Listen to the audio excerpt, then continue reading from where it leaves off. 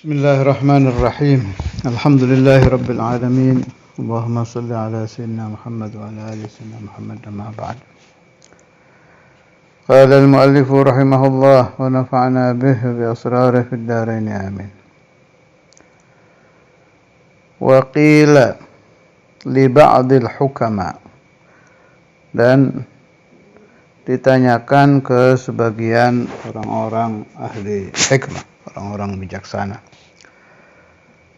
Ayyul asya'i tuqtana, atau boleh dibaca ayyal asya'i taqtani. Ayyul asya', apakah sesuatu, tuqtana, yang bisa disimpan. Ada arti juga tuqtana dikumpulkan, tapi lebih pas di sini disimpan. Qala, menjawab ba'dul hukama, al-asya'u allati idza ghariqat safinatuka sabahat ma'aka, ya'ni al-ilm. Wa qila arada bi gharqis safinah halaka badanihi bil maut. Apakah sesuatu yang bisa disimpan? Dijawab oleh ba'dul hukama, sesuatu yang kalau tenggelam, kapalmu, ketika kapal tenggelam kan orang berusaha berenang untuk selamat. Maka apa sesuatu yang bisa berenang bersama engkau? Artinya tidak ikut tenggelam. Siapapun yang tenggelam, semua ikut tenggelam ke dasar samudera, ke dasar laut. Yang bisa berenang ke atas ya orangnya. Nah, ada sesuatu yang tidak ikut tenggelam, yaitu al-ilm. Maksudnya ilmu yang fis sudur, ya, ilmu yang sudah dihafal. Memang ternyata saya temukan umat Rasulullah SAW ini diberi kemudahan hafalan oleh Allah Subhanahu wa taala dibandingkan umat-umat lain. Jadi hadis mukhatabah Nabi Musa dengan Allah Subhanahu wa taala itu, mukalamatu sayyidina Musa, ini ada keterangan begini. Qala Musa, berkata Nabi Musa, Rabbi, wahai Tuhanku, inni ajidu fil alwahi ummatan anajiluhum fi sudurihim yaqra'unaha. Saya mendapatkan di dalam lauh satu umat yang kitab-kitab sucinya itu di dada mereka. Yaqra'unaha, mereka membacanya. Artinya ada orang bisa membaca tapi tidak menyentuh tulisan, tidak memegang tulisan. Wa kana min qablihim yaqra'una kitabahum nadharan. Orang-orang sebelum mereka kalau membaca ya melihat tulisan. Hatta idza rafa'uha lam yahfadhu syai'an wa lam ya'rifu. Jelas orang yang membaca itu kalau catatan diletakkan ya tidak bisa membaca lagi. Walam ya'rifu, dan mereka tidak mengetahuinya. Wa inna Allaha a'tahum minal hifzi, ini yang saya maksud ini, syai'an lam yu'tihi ahadan minal umam.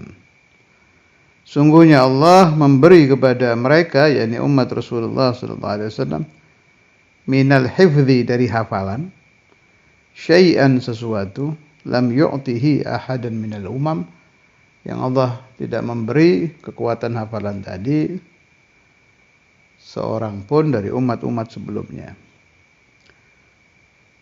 Jadi ini digarisbawahi ya. Salah satu kelebihan umat Rasulullah Shallallahu Alaihi Wasallam itu diberi kelebihan di dalam kuat menghafal, gampang menghafal, khususun Al-Quran. Qala Rabbi ij'alhum ummati, wahai Tuhanku, jadikanlah mereka umatku. Qala Rabbul Izzah, menjawab Allah, tilka ummatu Ahmad, mereka adalah umat Rasulullah Sallallahu Alaihi Wasallam. Jadi saya ingat dulu di waktu saya masih ta'lim di Darul Hadits, selepas saya di madrasah di kampung saya. Al-muhim, usai saya dari madrasah ya sama seperti SD. Ini sahih nih, ini kejadian bukan hanya di saya dan di anak-anak yang waktu itu bareng bersama saya masuk Darul Hadits. Jadi saya dulu itu sama orang tua itu kan waktu masih belum mondok kan Syekhul Imam kan ngirim muallim buat ngajar saya itu sama kakak. Itu tiap disuruh menghafal satu dalil hadis atau ayat Quran atau kaidah-kaidah nahwu, fikih apa-apa. Susah itu saya menghafal itu. Tapi ada keanehan memang, begitu masuk ke pesantren tayassar. Begitu masuk ke Darul Hadits itu sampai ngobrol kita dengan teman. Kenapa ya? Begitu pulang, umpama ini lagi liburan Ramadan kan. Zaman dulu kan liburannya sebelum Ramadan udah libur kan. Pulang di rumah lagi itu susah lagi menghafal itu. Beda, maksudnya beda, bukan tidak bisa ya. Lebih susah aja masuknya. Itu jadi obrolan kita sama sohib-sohib waktu itu. Kenapa? Wallahu alam, apa ada teori kejiwaan di situ. Mungkin kalau ngobrol sama orang-orang yang ahli psikologi atau apa di kejiwaan, mungkin karena di pesantren pasti keluarnya jawaban model-model begitu. Pesantren banyak teman bersama-sama, jadi pikiran bisa lebih rileks apa. Tapi kalau menurut saya ada taisir memang. Satu, kita umat Nabi Muhammad SAW ini begitu syahida la ilaha illallah wa anna Muhammadar Rasulullah. Lah kalau kita tidak perlu syahadat lagi yang sudah dari kecil muslim. Aslamna wa amanna bila ilaha illallah Muhammadur Rasulullah. Itu ada hadaya minallah. Sudah diberi. Siapa yang tidak merasakan karena tidak berpikir, tidak mau merenung. Itu ada tashil. Allah mempermudah hafalan di ummati Rasulullah SAW. Tadi dalilnya yang sudah saya baca itu hadis terkenal, cari aja hadis itu mukalamah Sayyidina Musa dengan Allah yang sampai pingin jadi umat Nabi apa itu. Masyhur fil kutub, banyak di kitab-kitab itu. Terus kalau di Darul Hadits ada Allah lebih memudahkan apa? Saya pikir apa ini barakah dakwah Imam Al-Habr, Habib Abdul Qadir, Saudara Imam Habib Abdullah. Saya kira itu ya, kan setiap aulia yang punya pesantren pastilah mereka ada tawajjuh khas untuk murid-muridnya. Mendoakan mereka gampang hafalan, terjaga dari dosa, Allah yaghfir dzunubahum, memberi manfaat ilmu, itu pasti kan, namanya santri kan pasti didoakan Syekh. Saya kira itu. Ada share gitu setiap pesantren itu. Asal pesantrennya aulia ini ya. Jadi al-farqu baina tempat belajar yang disebut pesantren, salaf yang saya maksud salaf, itu ada share yang tidak didapat di tempat belajar yang bukan pesantren salaf. Wa inkan kitab yang dibaca sama. Masalan, Kitab hadisnya Arba'in Nawawi, fikihnya Safinah, nahunya Jurumiyah umpama. Kita baca di Darul Hadis, menghafal di Darul Hadis. Terus kita umpama kuliah di salah satu universitas Islam. Taruh kitabnya sama. Ini orang yang pernah ngalami dua-duanya bisa membedakan. Mulai dari tashilul hifzi, lebih mudah menghafal di Darul Hadis. Terus rasa unus, enak gitu baca kitab tuh. Itu nggak akan didapati kalau di tempat-tempat yang bukan mahalul aulia. Kemudian apa lagi ya? Adwaq ketika membaca kitab. Itu di pesantren kuat, kalau sudah di rumah beda itu. Ada dzuk, ada rasa itu. Apalagi kalau yang dibaca kutub tasawuf. Wiridnya gitu. Negara al-aurat, saya kan baca rotib di Darul Hadis, pernah saya mondok sana kan. Tahu, saya mondok juga sama anak-anak, bukan di dalam kan, sama anak-anak. Tahu rasanya. Baca rotib di rumah, beda. Begitu juga waktu ini saya bahas penting supaya orang tidak punya kaidah begini. Apa bedanya? Kita ingin bisa baca kitab. Udah belajar aja di sekolah. Mal farqu? Apa bedanya? Kitabnya yaitu. Ja Zaidun di sini ja Zaidun, di sana ja Zaidun. Enggak, beda-beda. Yang bisa ngomong orang yang dzaqa, pernah merasakan di sini, pernah merasakan di sana. Baid. Al-aurat gitu.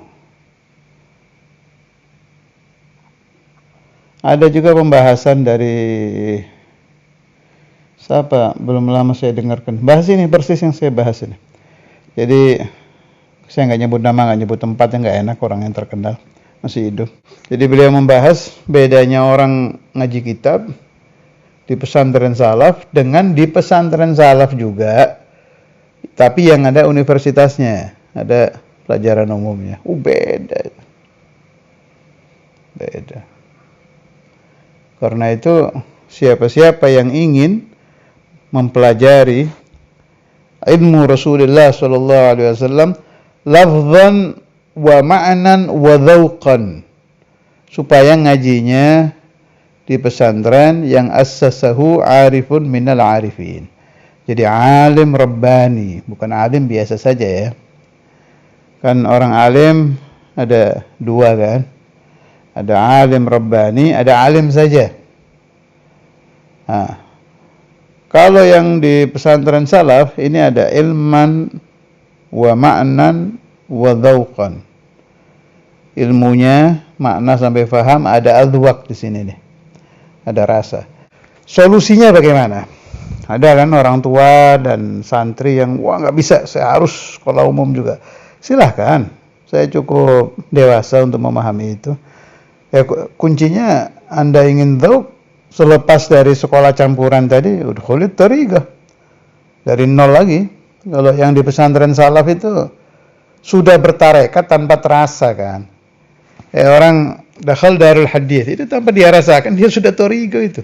Wardul latif dibaca, aurat ba'da shalah, malam rotib, qiyamul lail, ya Rabbi alim, itu sudah thariqah itu.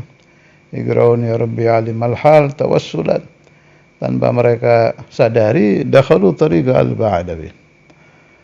Sama orang yang dakhal Ma'had Syed Muhammad bin Ali al-Maliki, kayak Darul Hadis kan, pesantren salaf, atau Ma'had Habib Umar bin Hafidh, Ribat, sama itu.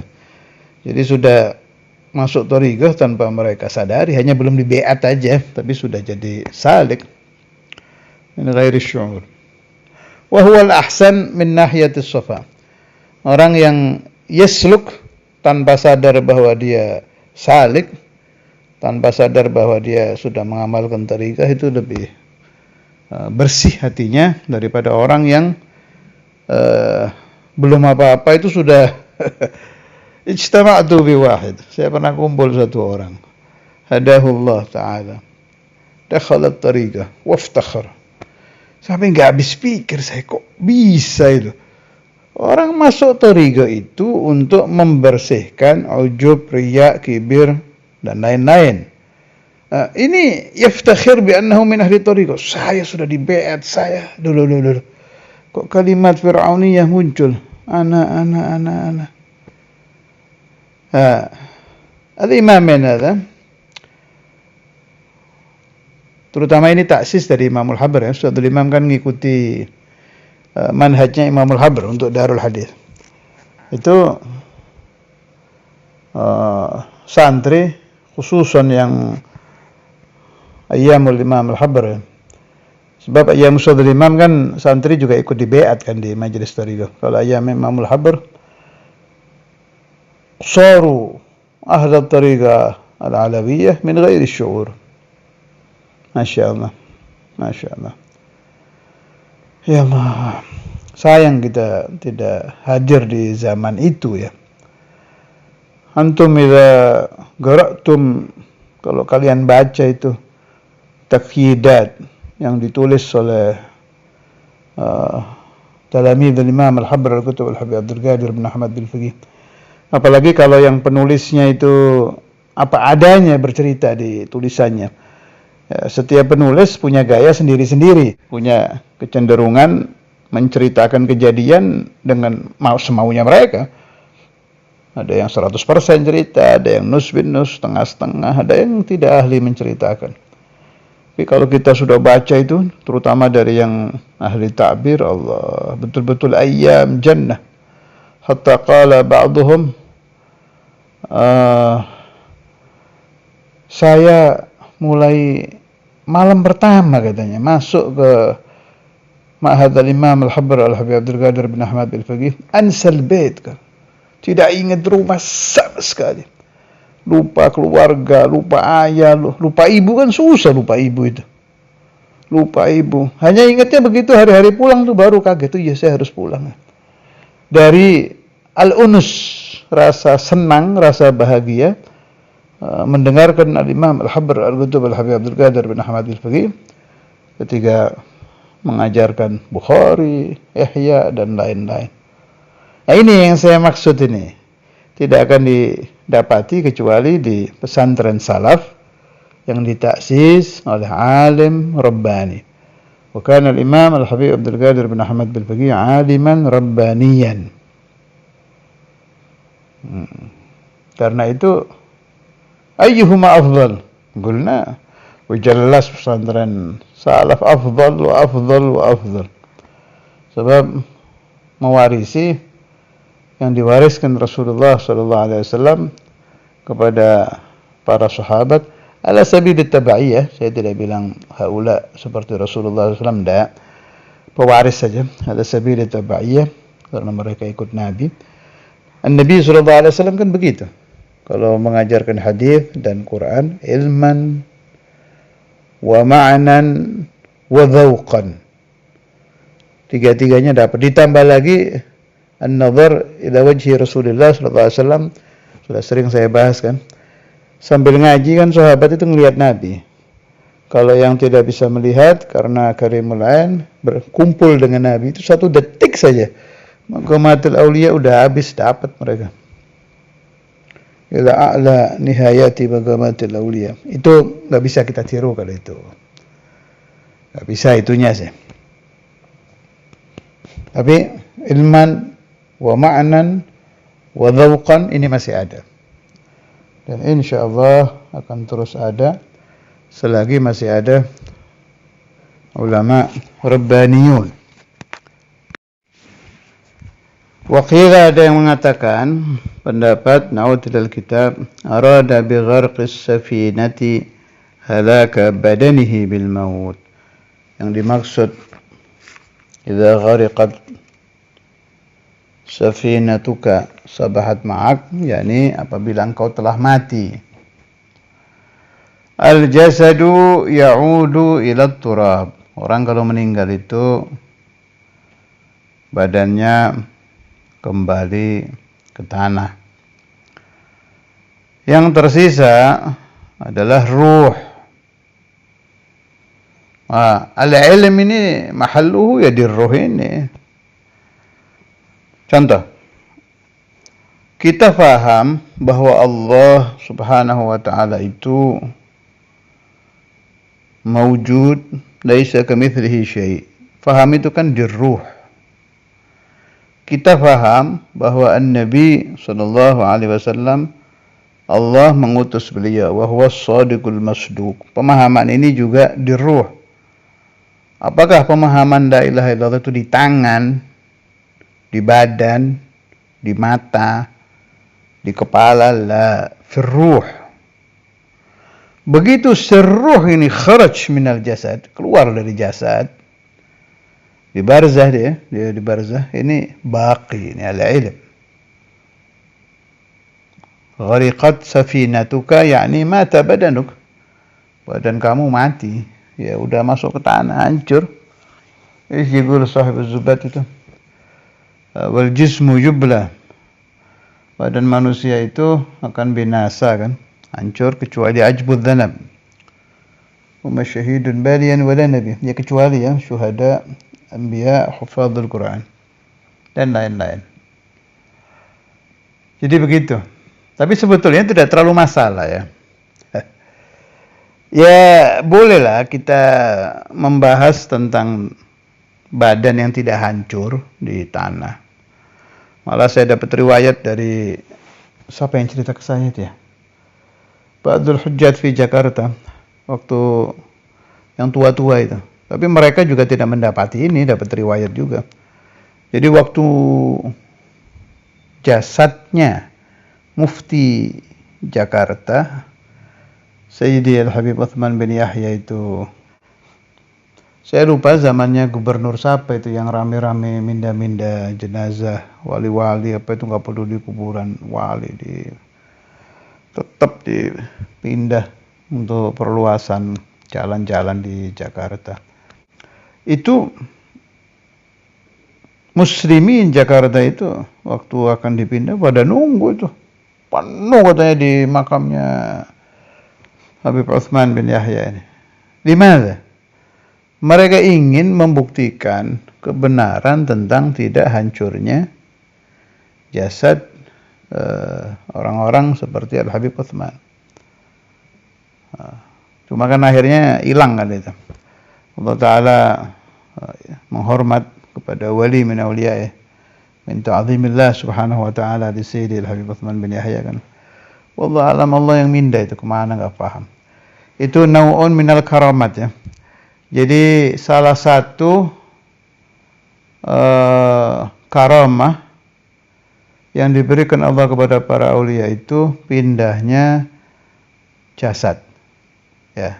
Jadi ruh ini kan ada pemahaman kalau mati kan kumpul fi bi'ri Zamzam. Ada lagi pemahaman kalau untuk al-alawiyin barzakhuhum fi tarim, dipindah ke sana. Untuk arwahul alawiyin pindah ke sana itu ya ruhnya saja, jasadnya ditanam di Jakarta ya di Jakarta, di Malang ya di Malang, di Madura ya di Madura, tapi arwahnya saja yang pindah ke Tarim. Bagaimana kalau dia tidak tahu kalau dirinya Sayyid? Masalan ada satu Alawi, satu Sayyid Habib, tidak tahu dirinya Habib. Di amrin mah, nggak tahu karena dia di daerah terpencil, apa orang tuanya nggak mau ngasih tahu atau bagaimana lah. Disebabin minal asbab. Itu kejadian saya baca di kitabnya Habib Ahmad bin Hasan kalau nggak salah itu. Kan ada itu yang begitu mati ini si Sayyid, wahuma hudari, dia tidak tahu kalau dia Habib. Keluar rohnya, dijemput sama arwahul habaib, dibawa ke Tarim. Bawa ke Tarim, di sana lebih banyak lagi yang nunggu itu di barzah sana, barzah Tarim. Bingung dia, siapa ini? Wahu diterangkan di kitab itu, si roh ini, roh Sayyid yang baru mati ini tidak tahu bahwa haula'il alawiyun keluarganya. Jadi nggak ada urusan, orang ngerti nggak ngerti sudah rezeknya begitu. Wa marwahul mu'minin, ada keterangan dibawa ke bi'ru Zamzam. Itu sekedar yang saya tahu. Wa amma Al-Habib Sayyidi Al-Habib Uthman bin Yahya, Itu yang dipindah sama Allah Ta'ala bukan hanya roh beliau sekaligus dengan jasadnya. Kalau kita kembali ke kaidah arwahul alawiyyin ke Zambal, ke barzah tarim, ya berarti ke sana. Ini juga terjadi di kakek saya. Saya Abdurrahman bin Abdullah bin Abdul Qadir bin Ahmad. Habib Ahmad ini. Sayyidil Habib Ahmad itu meninggal di Semarang, dimakamkan oleh Imamul Habr Habib Abdul Qadir. Besoknya dicari, itu mah karomah itu. Sampai nisan-nisannya nggak ada. Udah tanahnya udah rapi lagi, udah nggak ada itu. Saya dengar dari Ustaz Imam Habib Abdullah Sayyidul Walid, Sayyidul Walid Al-Qutb Habib Abdullah bin Abdul Qadir. Udah ya, kembali ke pembahasan. Tapi buat saya nggak ada masalah itu. Mau ini selain anbiya, mursalin dan aulia salihin yang memang diberitakan oleh Rasulullah SAW, jasadnya tidak hancur. Ini buat kita nih. Taruh jasad kita hancur, no problem, tidak ada masalah. Yang penting ruhnya selamat. Kita ini kan diciptakan menjadi awam. Ya sudahlah, terima nasib. Nahnu minal awam, kita tinggal usaha biar ruh kita ini yang khuliqalil abad, yang abadi ini kan ruh. Ini biar selamat fil barzah, selamat fil akhirah, selamat di mahsyar, kumpul dengan orang-orang yang ahli selamat di mahsyar, ma'al auliya wal ulama wassalihin. Di hisabnya biar lolos tanpa hisab, di siratnya biar cepat sampai. Pokoknya selamat di dunia wal akhirah. Itu aja yang perlu dipikir. Kalau jasad enggak ada urusan, pasti bakal hancur. Enggak apa-apa hancur. Memang sudah resiko kita sebagai awam, ya wis begitu itu. Nah, kalau ruh nggak selamat, ya ini bahaya ini. Sebab bakal abadi. Wala tuwalli 'anil ajsad fa innama hiya lit-turbi. Jadi begitu. Terus kalau ada orang jasadnya tidak hancur, juga jangan cepat-cepat Anda mengatakan ini orang najah, orang selamat. Belum tentu, karena ada ilmu-ilmu yang bikin jasad tidak hancur. Contoh, Fir'aun, dibalsem, gak hancur. Ilmu karang, bagi yang percaya gaib, gak hancur. Terus proses alam, saya nggak tahu itu teorinya ya apa, saya pernah baca di satu keterangan itu, ada proses alam yang menyebabkan jasad tidak hancur. Entah gimana. Jadi tidak bisa dipastikan. Kalau mayat jasadnya tidak hancur, dia selamat di akhirat. Mayat yang sudah hancur lebur, dia pasti tidak selamat di akhirat. Nggak bisa begitu. Kalau teori yang benar itu, orang yang selamat di akhirat itu, yang mayatnya tidak hancur, ya kosong surga. Rata-rata umatnya Rasulullah SAW itu ahlul jannah, dan rata-rata beliau-beliau itu jasadnya hancur. Nah, kalau Anda berkata, oh Allah tidak menghancurkan jasadnya, itu pemberitahuan kepada kita bahwa ini orang azim, itu saya bisa menerima. Tapi dengan tadi ya, bukan berarti dijadikan rumus pasti loh, enggak. Malah kalau Anda pelajari itu di agama Kristen, di Buddha, di Hindu, di apa itu, Konghucu, ada riwayat-riwayat di mereka yang jasadnya tidak hancur itu. Kalau teorinya siapa jasad tidak hancur, dia najin fil akhirah, dia mukmin indallah, ya repot. Anda akan memasukkan orang-orang yang bukan Islam ini ke kelompok itu. Ya tidak bisa. Inna dina indallah al-Islam. Tidak bisa. Sallallahu alaihi wasallam Muhammad wa ala alihi wasallam. Alhamdulillah rabbil alamin. Insyaallah dilanjutkan pembahasannya di waktu-waktu yang lain. Jangan malas merenungkan ilmu Ilmu itu tidak ada habisnya. Wa qul rabbi zidni ilma.